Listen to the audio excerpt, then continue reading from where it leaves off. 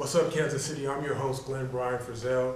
We are coming to you today from Holmeswood Baptist Church in Kansas City, Missouri. Let me tell you, it has been said that life is a journey and not a destination. Well, if that is true, today we have with us consummate journeyman. I'm gonna read some of your titles here. Author, traveler, retired Air Force officer, past U.S. Treasury Department Regional Director, father, husband, classmate, friend, Lieutenant Colonel John Adam Jr., or as your mom would like for us to call you, Jack. Welcome to What's Up Kansas City today, Mr. Well, thank you very much. It's a pleasure to be here and to be interviewed.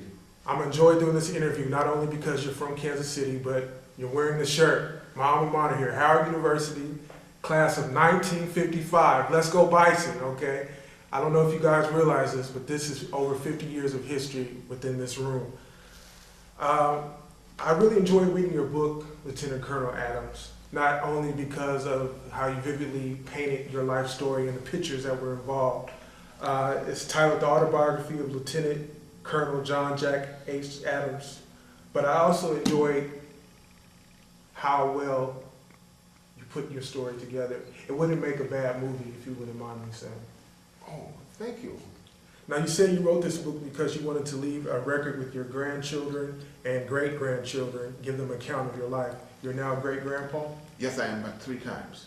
3 times, wow. Well, we are going to get into the book in just a moment. Before I do that, I just want to read this quote by General Daniel S. Chappie James, who's a fighter pilot in the Air Force, first black American to reach the rank of 4-star general. The power of excellence is overwhelming, he says. It is always in demand and nobody cares about its color. Lieutenant Colonel Adams' first question: there's this point of view that our communities, and not just our inner cities, are suffering from a number of curable problems: unemployment, high crime rates, high levels of incarceration, educational standards that are subpar. People aren't concerned about anything that doesn't have anything to do with them, that is not in their immediate circle. What can we do as concerned individuals to promote that ideal of excellence that General James talked about, to really promote the idea of leadership in our communities? Well, I had reviewed your your questions, and so being an old person, I'm going to refer to some of the notes I made, just to reflect. There is no one answer or silver bullet to such a complex societal problems. And if there was one, some of today's great minds would have uncovered the panacea cure for some of the ills especially prevalent in our inner large cities. However, when I reflect back to during my years growing up in the 40s and the early 50s, persons of color in the United States were not much better than they were post-slavery, post-antebellum. The lens and optics that you are as baby boomers, you see the U.S., its communities declining from crime, poverty, drugs, and economic decay in some of our large cities.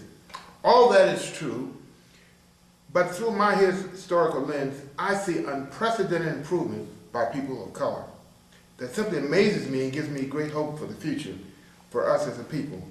So while you see pessimism in achieving the colorblindness of society, I see a parallel great strides of people of color, which I could have not imagined in my wildest dream ever believed could happen. What were people like in the 40s? There were many barriers to be able to vote. It was difficult to achieve justice in all our court systems. There was institutional segregation in all public accommodations, including restaurants, theaters, department stores, public transportation, motels. So if you had traveled across the country, as I did, you could not stop at a motel or even eat at a restaurant unless they had a side window on the outside for you to order.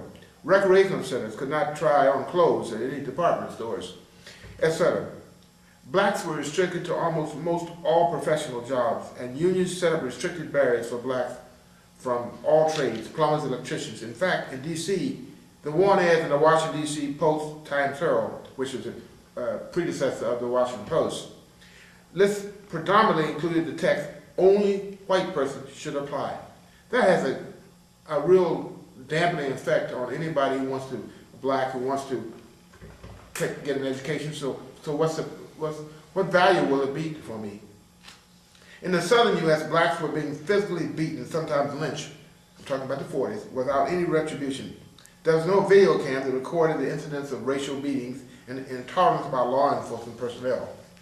There was no Tiger Woods, LeBron James, or Serena Williams because blacks were not allowed to be members of professional sports teams. Interracial marriages were almost unheard of. Housing patterns were completely segregated by legally binding restrictive covenants. All schools from kindergarten to postgraduate schools did not admit minorities with few exceptions. Even all houses of worship were 100% segregated. Conclusion. Even though there is much more improvements in racial justice needed still yet, we should not forget what existed in the recent past and these opportunities and accesses we take for granted were not available to us, nor they should be, ever should be. That was the accepted norm at that time. Now, television only started, as I remember, in 1948, when I used to go down to George's Radio in Washington, D.C. and look through the window at the 7.5-inch TV. But now we have social media exploding with worldwide dissemination of events, sometimes in real time and with minutes of events occurring. That was not the case in the 40s and 50s. The closest silver bullet that can ameliorate the color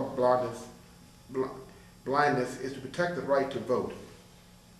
And for all eligible members to vote in all elections, town, city, municipal, state, and federal, especially in the governor races, we must pursue and fight all of the voter suppression ordinances. We cannot elect a person who can help develop policy to improve. We can elect, those marginalized in the cities to improve our access to education, whether it be professional or trade. We may see less dependency on the drug trade and gang activity.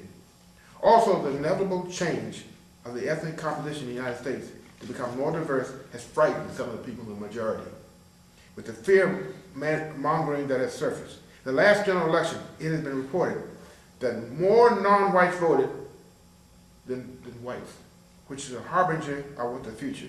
Now let me show you, I'm going to show you what visual signs I see of improvement. Blacks are appearing on TV in all sorts of roles. I remember Nat King Cole in one of his shows touched, I forget the lady's name, her hand. As a result, all the sponsors for that thing says, he touched her hand. They want to pull their sponsorship. That was that bad. So there's no all sorts of roles, no advertisements. Interracial dating in many roles not accepted. That is a far cry. I mentioned about Nat King Cole.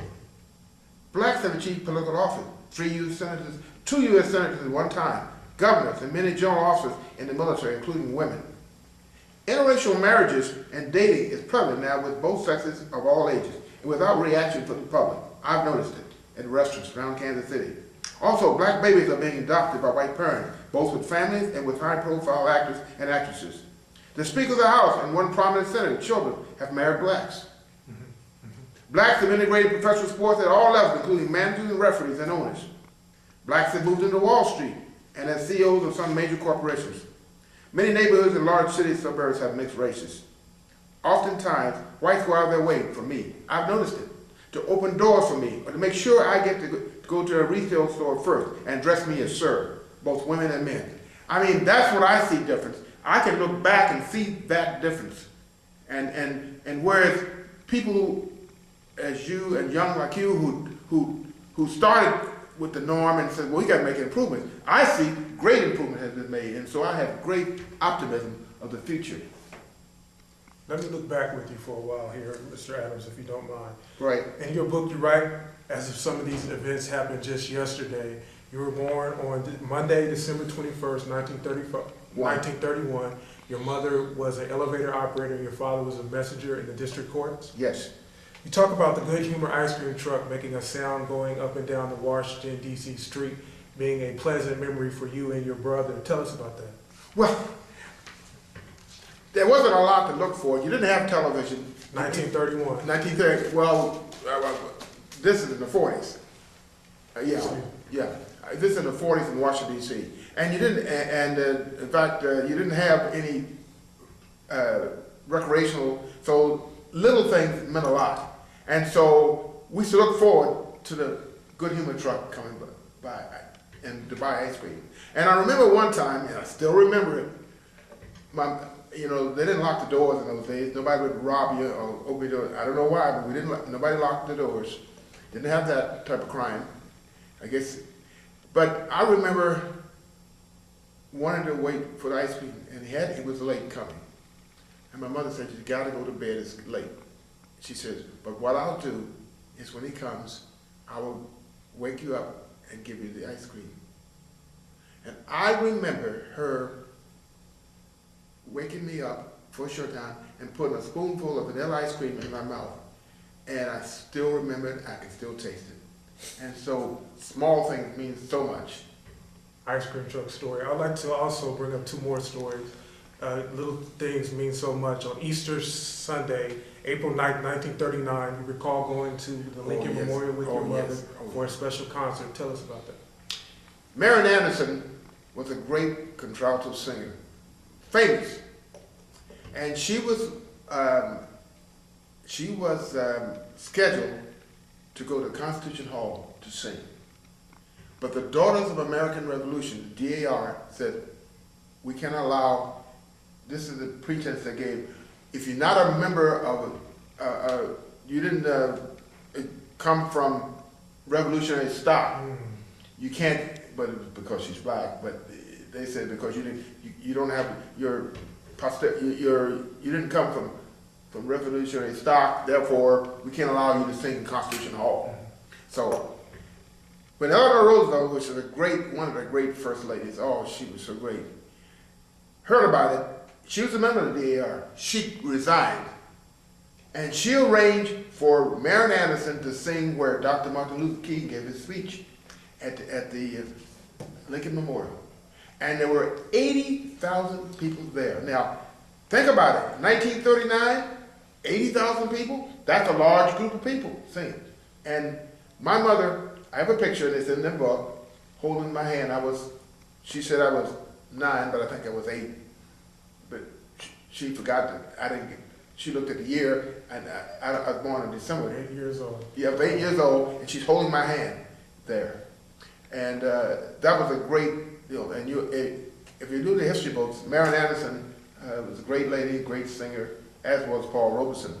But I really, really remember that, and I got a picture of it and in my office at home, and I just love it.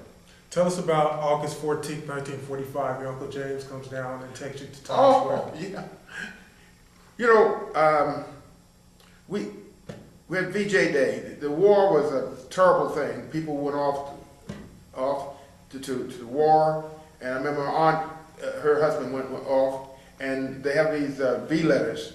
That's all you could do is they fold, and you write a letter and you fold it, and then you never knew where they are, because that was. But my aunt started giving code messages. He started giving codes of where he might be, because she's concerned, where is he, you know? But anyway, when after the bombing of Hiroshima and Nagasaki, I guess that ended the war, and that was great jubilation. You can't imagine, great jubilation. Not like the end of the Afghan or Iraq war. You know, this was the people, great jubilation. And my uncle says to me, Uncle James, said, let's go up to New York, because in Times Square, because they're celebrating. Well, you know, from Washington, D.C., what is that, 2.5 hours? Please goes up. And I go up there, and see the place was packed. GIs were going around, and I saw them. And I said, ooh, if you were with a woman, a GI would grab her and kiss her. I said, ooh, and they were just grabbing women and kissing them, and it was just great jubilation. I said, look, he took that lady from that guy and kissed her. I said, but they were just great jubilation. I remember that. Wow, sounds like a world party. Yeah. Okay, now we're in junior high school. You write about a dance at a recreation center where you weren't quite a dancer just yet. I'd like to read a portion from your book. Additionally, when I graduated from Banneker Junior High School in 1946, our class had a prom at 7 to 9 p.m. I was the only boy in Mrs. Pierce's class who did not have a girlfriend to take downstairs to the prom. So Mrs. Pierce assigned the only girl who had not been paired with an escort so I was asked to take her. Now you talk about taking dance lessons after being moved to dance and not quite knowing what to do with your feet. You started going to the Banneker Recreation Center to begin learning boogie woogie, waltz, rumba, two-step, samba, polka, and even the tango. Which dance was your favorite? The samba. Samba. The samba. And I'll tell you what, I loved music, and I took this lady to dance. And I remember the song that got me, because I got that song now in my car. It's called Begin to Begin by Eddie Hayward. Begin to Begin. Yes, look, check it out on iTunes, Begin to Begin by Eddie Hayward. And it's got a nice two-step. And I went down there, and I was told by Mrs. Pierce that I should get her some punch and offer it to the lady who I went with, because I didn't have a girlfriend. I was not that popular, and I didn't have a girlfriend. And so everybody else had a girlfriend. I was feeling left alone. And I sat there, didn't know what to say, didn't have a conversation, but I gave it a punch. And I don't think we said anything, we didn't dance. I'm glad Mr. Pierce made that observation. That's right. And so I went home and think, I like music. I would love to learn how to dance. I found out about this, Banneker had this free dance classes. And I just attended all those classes. I learned to do the two-step, the waltz, the tango, well, a little bit of tango, but the samba I liked. And I just practiced and practiced. And I went home and practiced. So now everybody says, oh, Jack, he's a dancer. I was even dancing at my son's, it's gonna be on, go get a video of it, in Indianapolis last week. Dance. Oh, last week. By the way, at 81. So they said, you 81 and you're dancing like that?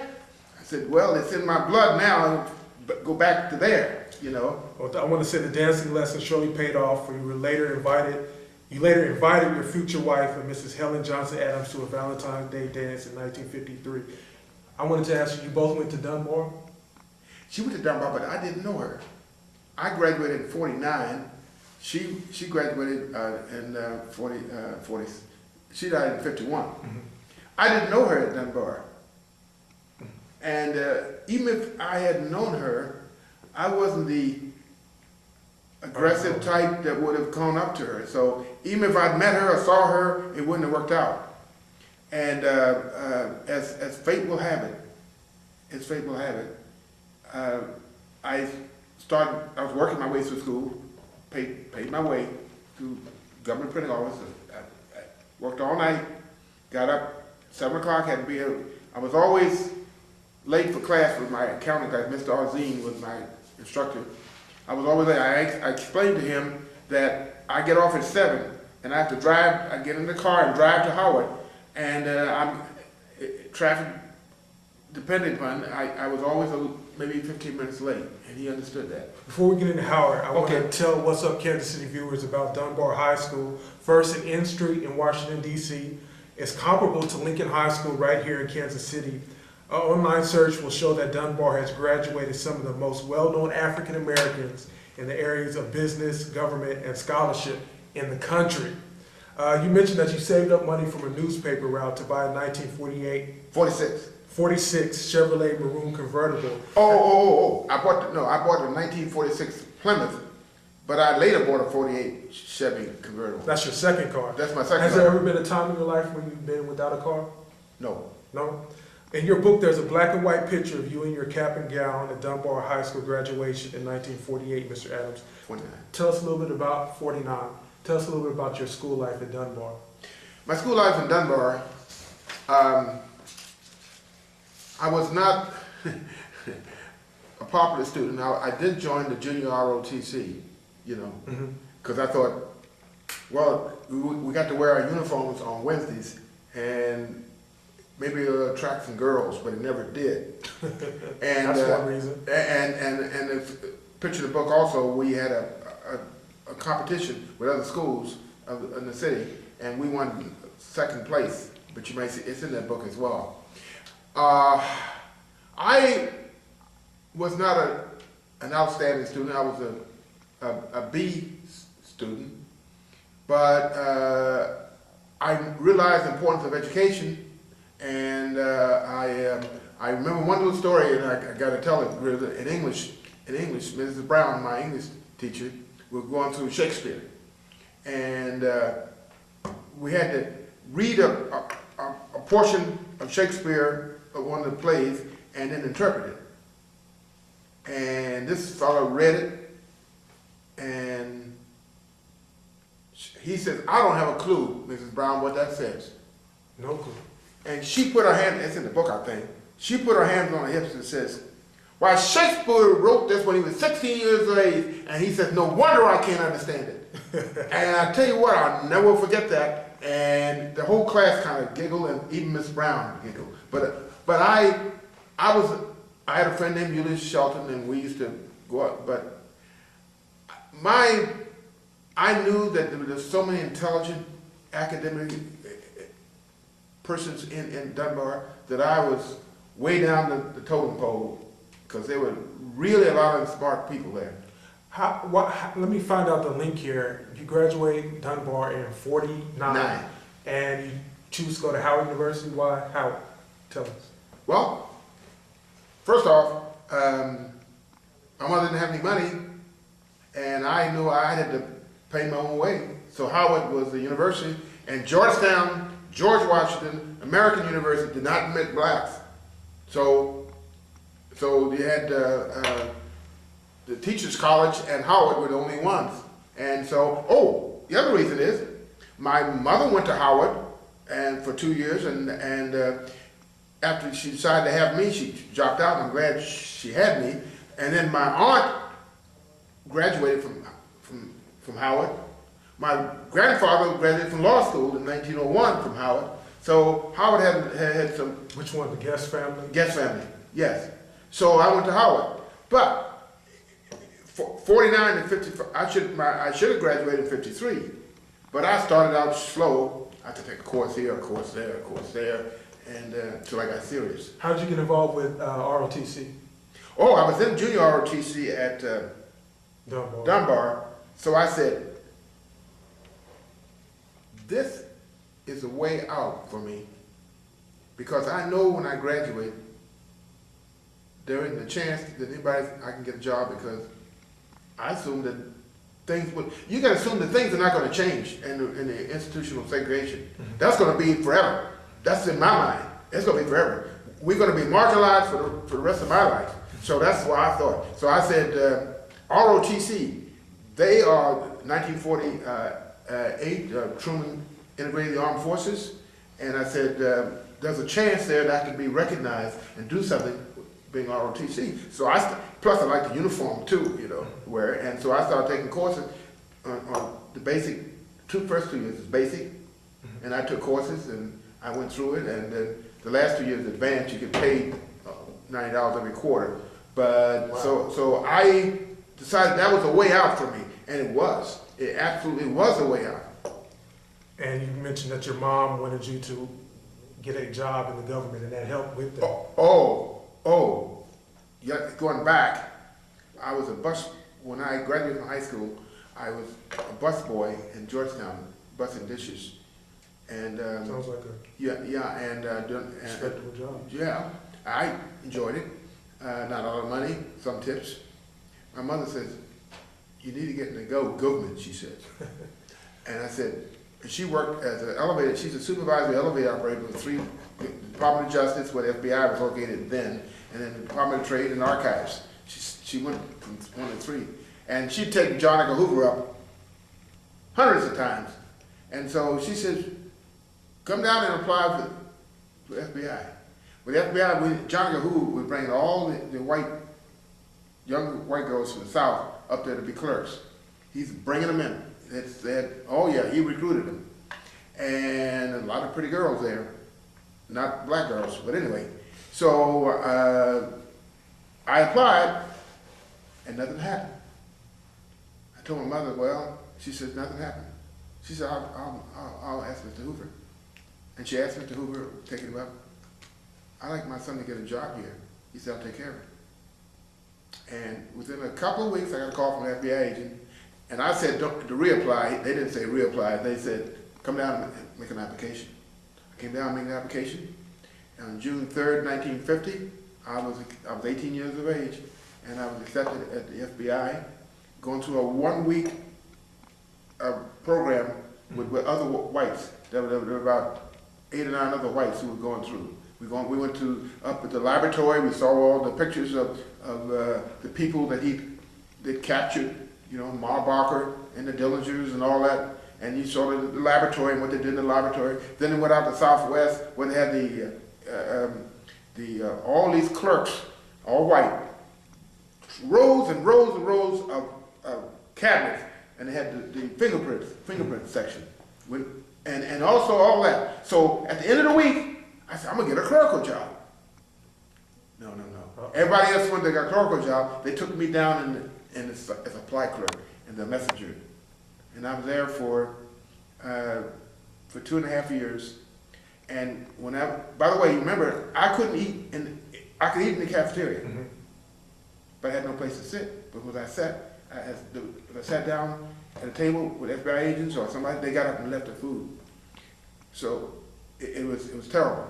So I couldn't go outside. There's no restaurants would serve me, so I had to bring my lunch. There's no other way to it. So I said, and the restriction that FBI had on, I said, I don't like this place. I need to go. So I left. And given that story, I kind of wanted to backtrack a little bit and ask you, what's up, Kansas City? Howard University, if you're watching this right now, see Mr. Adams' sweatshirt. It is being taped. Currently, it is Howard University homecoming. What a tradition. What an event. Mr. Adams, do you have any freshman homecoming stories? Any Howard stories that you can share with us? We have about 2 minutes. Yeah. For this. I went to maybe a couple of homecoming homecoming events at Howard. Nothing startling about that, but I did go to. But my particular story was my being commissioned at Howard. And we can cover that. The book tells us that you dated different girls, but you really grow to have your eye on one in particular, a girl from your physical science class in Douglas Hall, one whom you married during your junior year in college? Yes. I want to read this excerpt that is on the back cover of your book. Quintessentially, my greatest fortune in life was meeting and marrying Helen, who I met at Howard University. As I reflect back on our 52 years of marriage, she was a catalyst for any career success I had in the military and later in the U.S. government, and for writing this book. I would like for a moment to mention again that your mother helped get you a job working for the government, and you talked a little bit about the political and racial climate around the time when you started your first government job. Mr. Adams, you are now a husband, a student, and a government worker, an Air Force cadet, and a soon-to-be father. How is it possible to balance all these roles? You're in your early 20s. It was difficult. It was difficult. But I will tell you that my wife was a stimulus and a catalyst that kept me going. When I worked at the government printing office, while there, I got a RIFT, reduction in force. And so I come home, and my daughter was just born. This is 1954. And she says, I went home and told her, I don't know how I'm going to take care of you. I said, I'm being RIFT, reduction in force. Nothing I did, She says, you'll get a job. I'm not worried. Within a week, I was working at the post office. And then and I worked there for about a year, and I went into the Air Force, to pre-flight training at the Air Force. And then from then, it was rise up, I did meet some, at all Air Force bases, I was the only black officer on the base. And remember, the integration only went to 1948, so it's only 5.5 or 6 years between. And things don't change after 100 years in the military like that. I mean, that's the guys who came up to the military, the brass, were still thinking of you differently. And so I had problems. But I was over there, as I got more rank, things changed. Some of the enlisted men wouldn't salute me, so I talked about it, so I had an idea. When I passed an enlisted man who's white, who wouldn't, I say he's not gonna salute me. What I did, I saluted him first, and that told him that I'm thinking about it, and he saluted me. So that's how I got by that. So it was a little trick I got. But I think my greatest achievement was not in the military, it was when I left and went into civil service. I'm sure there was a type of discipline that you write about in the book. I'm not going to read it, but you write about discipline that summer after graduation at, is it Lackland Air Force Base. Lackland Air Force Base, about having to take care of yourself without your wife for that first summer. Right. You have a variety of experiences, Lieutenant Adams, as an Air Force officer who's traveled and lived overseas in Scotland, in Korea. You've won two, is it meritorious? Service medals. Service medals. And 2 accommodation medals. What do you think is your lasting legacy as an Air Force officer? Well, I think that I achieved the rank of Lieutenant Colonel in 21 years, and I think that I received those medals, and I'm very proud of it. Proud of that. However, I want to say, if I have time to speak about what I did in the civilian service, which is greater. Okay, we'll get to that in just a minute. Okay. I want to ask you a question about your time being stationed at Richards Bar after serving in Hamilton in California. You were one of the first Air Force officers who both graduated from Howard University, and let me mention that you earned an MBA from the University of Utah when you were overseas. In England. You were one of the first officers to come here and live in the Belton area. At this time, you now have 4 children, all school age. What was it like for you to live in Belton, Missouri, compared to having been in Washington, D.C. during the first part of your life? Very difficult for them. And as I look back, if I could have done it, I should have moved them out of Belton into private school, because only my daughter excelled. And Belton was a farming community and urban, and they never saw blacks in the Belton schools, and they were treated very poorly. In fact, my daughter was the one that was excelling, and they wouldn't enter into the honor society. So my wife and I marched up to the school in Belton High and said, "What's wrong? She's got wonderful grades. Why is it?" Well, they gave some excuse that, well, she got to be recommended by a member of the honor society, as well as one of the teachers. I said, something doesn't smell. This doesn't smell right. Within 2 weeks, they entered her into the honor society. But she was, my daughter, who's a lawyer right now, was so good that she was able to get by the detriment that the school had, but my 3 sons were not. And so their education was marginalized, but my daughter was able to launch forward. But Belton was at that time, in the 50s, not the 50s, in the 70s, was not good. After serving overseas, you do another tour overseas. You retire from the Air Force on July 1st, 1976, and begin working as a budget analyst with the Environmental Protection Agency. One more question, and then we'll let you share your short story. Did you move to Kansas during this time? Yes. Well, when I retired from the Air Force, I said I was 43 and a half years of age, and I had the retirement income. And I said, well, I want to go to, since I already had 5 years in the government before, I had 5 years, and I went to NSA, National Security Agency, Government Printing Office, Post Office. I worked at the, which is now HUD, which there, and FBI. And so I said, I ought to use that 5 years. So I said, let me still work in the government. So I put in an application for Labor Department in Washington, D.C., and EPA in Kansas City. And I said, the one in Kansas City came up first, because I was going to move to Washington, D.C., because that's where I was from. And so I took the job at EPA at the GS-11 in Environmental Protection Agency. I was there for 5 years. I got promoted to GS-12, and I could see I'm not going any further. I said, I got a GS-12 pay, and I got my retired pay. Air Force, I'm okay.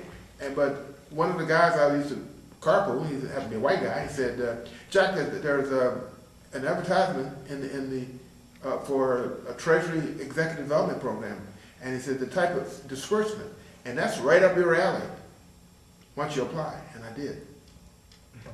And I went to Washington to interview, and down in Treasury Department, Washington, and it was for the white regional directors there were assisting, and there was a deputy commissioner there, and a lady taking notes. And he started asking me questions. One guy, I could tell he was a racist. He started asking me questions. Well, what have you done in data processing? How much code have you written? I said, sir, I've not written code, but I've supervised people from data processing in large mainframes. And he kept barging me. So anyway, as a result, I didn't hear anything. I went back. And by the way, Eisenhower Reagan had just taken over as president. And so he put a freeze on government hiring. So for 6 months, I didn't hear anything, so I said, forgot it. So I got a call 6 months later and said, are you still interested in that job? I said, what job? With the Treasury Department. I said, yeah. I said, I wasn't. Oh, you were selected, all right. He said, but we had a freeze on. I later found out that the committee disagreed, said I was unqualified, but the head of there was a deputy commissioner went to the commissioner, says, he's qualified, they're just doing it because he's black. And so I went down as a GS-13, the deputy assistant regional director of the Kansas City Treasury Department first, and then as a GS, I went from 12 to 13. Next year, I went to a 14. Next year, I went to a 15. I became the director because the other director went away, and I became the director. I was the director for 23 years, and after that, here's where I really excelled. I was inducted as a senior executive service. That is equivalent to a general officer. The pay is the same as a 4-star general. I was a senior executive service for 7 years. There's levels 1 through 6. You have to start as a 1. After that, you can do a 2. They skipped me over because of my performance to a 3. And next year, I made a 4. And that's about as far as you can go in my position. So I was a level 4 in the senior executive service. And we have our own flag, senior executive. There are only 5,500 allowed in the United States in civil service.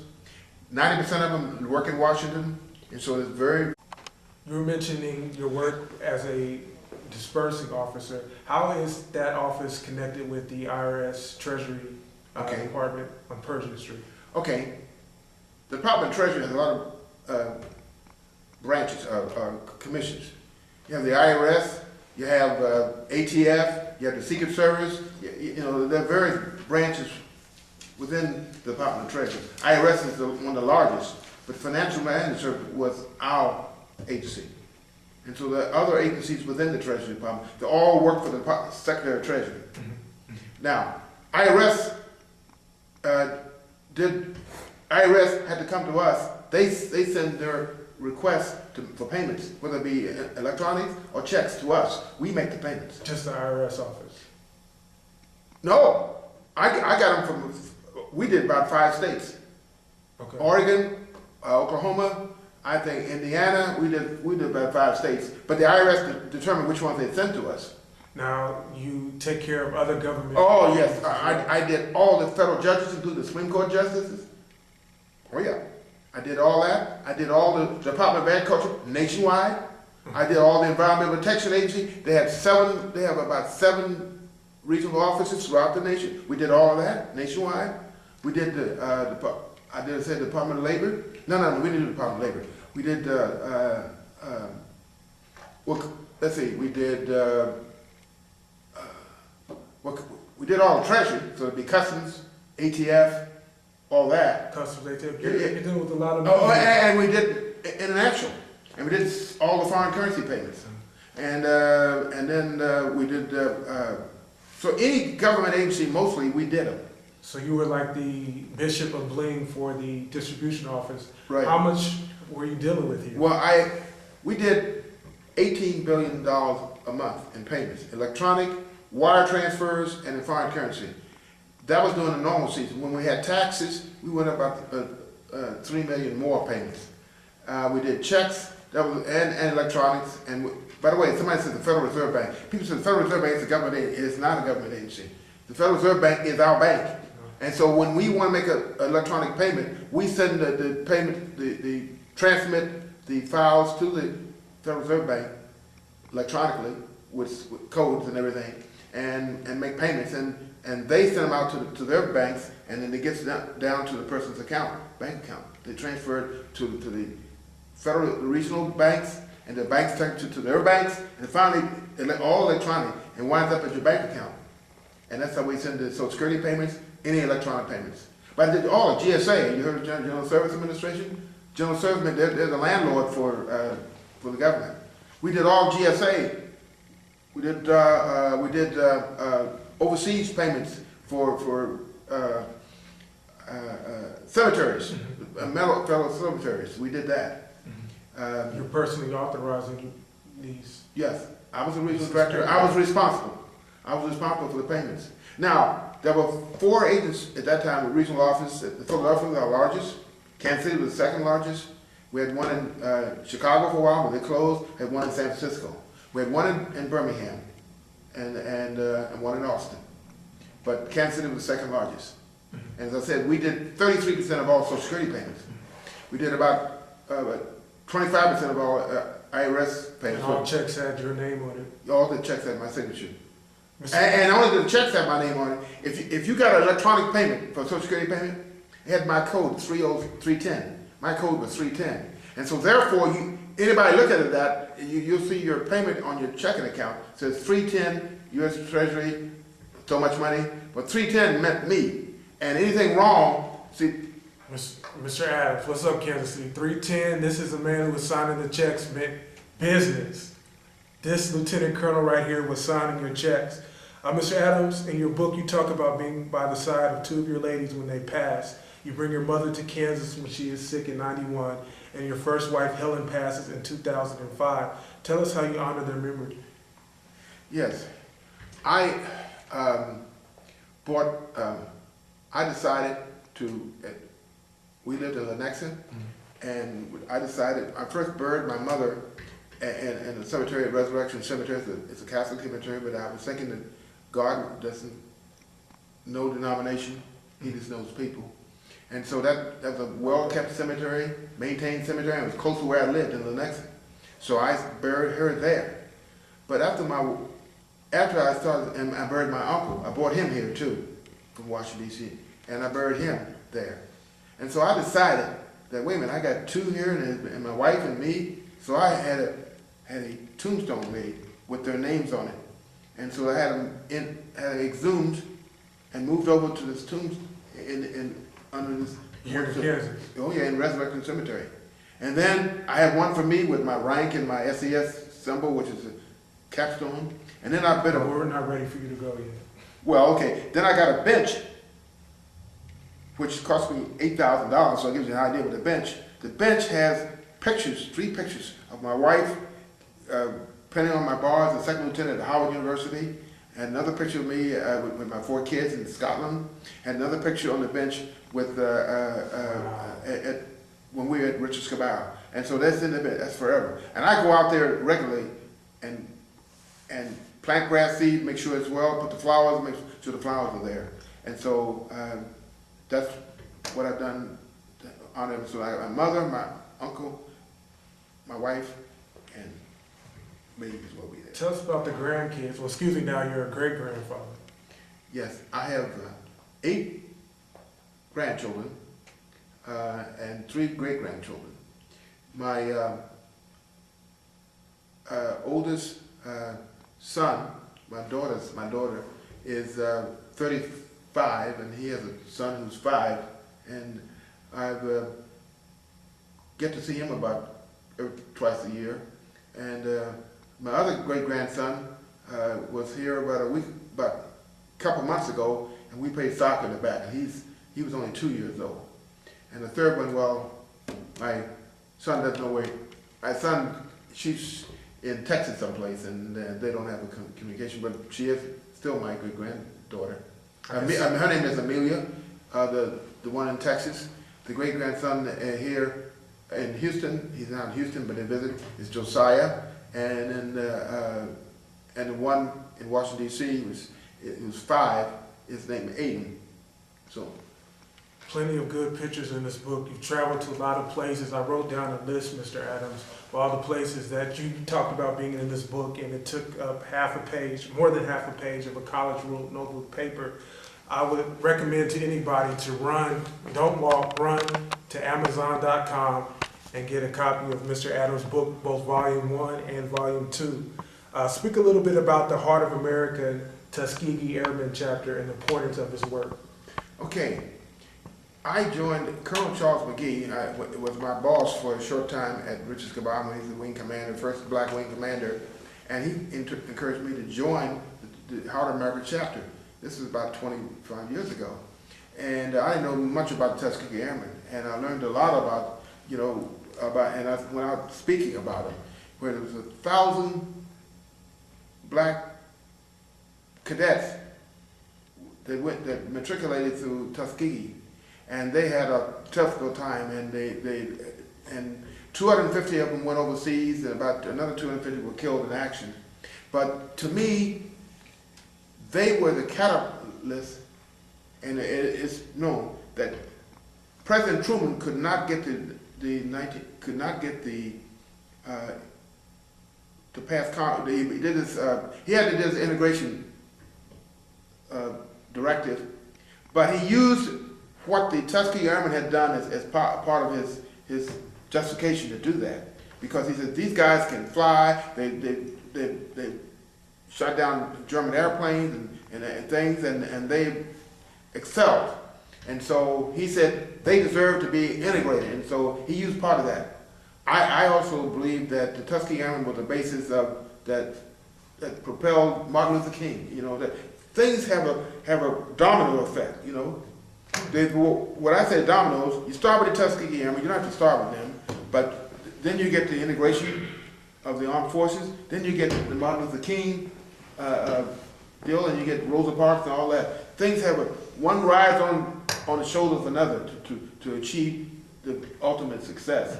And I believe that President Barack Obama has said, I've written on a lot of people's shoulders to get where I am. He has, because I could never have imagined, if somebody told me in the 40s that we'll have a black president, I said, well, you're delusional. That would never happen, Tell us what Mr. Jack Adams, retired, spends his days doing. Well, I am much involved with, as you see this book, I spent me 2.5 years keeping track of books. I make DVDs to my children to make sure they have a history of what the family were, what the mother, grandmothers were, and so on. I play tennis. I was up until a year and a half ago until I had an Achilles tendon rupture. I am involved with as secretary of the Heart of America chapter Tuskegee Airmen. I go to exercise class twice a week. I've been doing it for 5 years. I must, in order to keep, at my age, fit and able to move. And I enjoy my... Not that early. I enjoy, by the way, I did meet a lovely lady who was a widower. She was married to an ophthalmologist, and he passed away. And another person, a friend of my wife's, my deceased wife, said, take care of him. And she called and said, you need to meet this lady. And I did. And we got married in November 2006. And it has really complimented my life, because to be alone is not good. And she has children, and I interact with them twice a week with them. I go to their games, and I also used to visit my son, who just left with 2 of my grandchildren to Atlanta, but that was about a month ago. But I was with them. I go out and buy them clothes, take them food when they need it, or give them money, what have you. 2 can definitely make a thing go right. Mr. Adams, what advice would you have today for that young, picturesque, handsome Mr. Adams in graduation, cap and gown, in that Dunbar 1949 picture? Okay, today's Jack Adams. What kind of advice would you have for Mr. Adams back then? I wrote it down. I want to read it. It may seem very trite to mention. Be prepared.